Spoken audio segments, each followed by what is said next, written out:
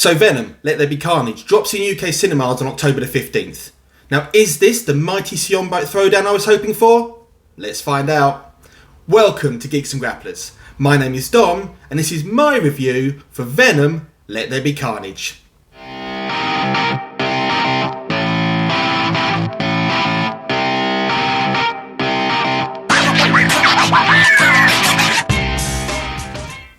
Now, when I went to see the first Venom movie, I thought it absolutely sucked and just looked like a straight to Blu-ray CGI fest. But after rewatching it on Netflix numerous times, I actually grew to enjoy it, and so I was really looking forward to watching this sequel. So let's talk about what they get right first. Eddie Brock and Venom. All the time they're on screen, they're really entertaining. Tom Hardy, he does put in a good shift. And it's no Oscar-winning performance or anything, but he does look like he's having fun and really enjoying the role. Their relationship is probably the highlight of the film. There's proper bromance moments. When they get separated at a particular point in the movie, I genuinely felt like I really want to see them get back together.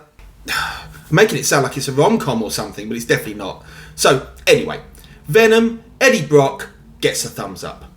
Another thing I liked was the lack of exposition. Now, I'm not a fan of films that use half their runtime on obvious plot points and origin stories, especially in the likes of MCU DC movies. I mean, we're all a pretty clued up fan base. We don't need everything spelt out to us all the time. Now, this film skips pretty much past every bit of that. It gets straight into it and assumes you've watched the first Venom movie. And what backstory you need on Cletus Cassidy is delivered in quite a cool and imaginative way. Okay, so that's what they get right, but what don't they get right in this movie? Well, first up, Cletus Cassidy and Carnage. So, Cassidy is meant to be the most despicable sociopathic serial killer, and although we get to understand what he's done, because we never truly experience it, and a lot of that comes down to this film's rating, but more on that in a moment, he just doesn't come across as sadistic as he should. On top of that, the Carnage Sionbite is meant to be the most insane, sadistic and depraved version of their species. So combined, they are supposed to become the most unstoppable, maniacal killing machine. Instead, Carnage pretty much just throws some prison guards against walls, and Cassidy just wants to get his missus out of her prison and marry her. Now, a lot of this comes down to the PG-13 rating in the US and 15 rating here in the UK. It results in all of the violence being very muted, and neuters the power and threat of Carnage. I totally get it though, because if I was in my teens and this was the first Cert 15 I've got to see at the cinema, then I'd probably think it's the best film that I've ever seen. And if they'd gone for the R rating, it wouldn't make the money it's going to. I mean, it already made over $90 million in its opening weekend in the States. You could at least take a third off that if they made the rating any higher. So most of the other characters have very little to do. I mean, there's Anne and her fella Dan, and they're just pretty much there to set up a situation to get to the end fight scene. Same with the cop, Patrick Mulligan. Even Cassidy's love interest, Shriek, does very little, and to me is purely in the movie just to eventually be a chink in Carnage's armour. The film is ridiculously short. It's 90 minutes long. In fact, it's probably too short.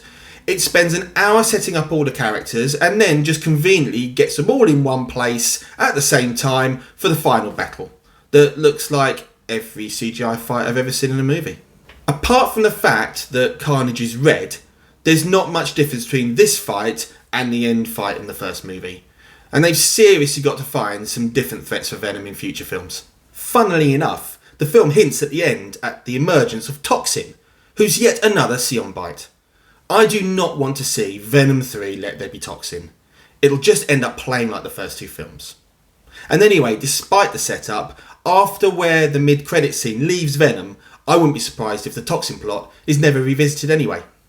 So in a nutshell, unless you're in your teens and want to go with your mates, or you just love the Venom character so much that you just have to go, I'd wait until you can watch it in the comfort of your own home. I think it would be a good rental with a few beers on a Friday night, but not worth a trip to cinema, I'm afraid. Anyway, what are your thoughts? Are you gonna see it? Have you seen it? Do you care? As always, let me know in the comments below. And don't forget to like and subscribe to keep up to date with all future videos. Until next time, my name's Dom, this is Geeks and Grapplers. Ciao for now.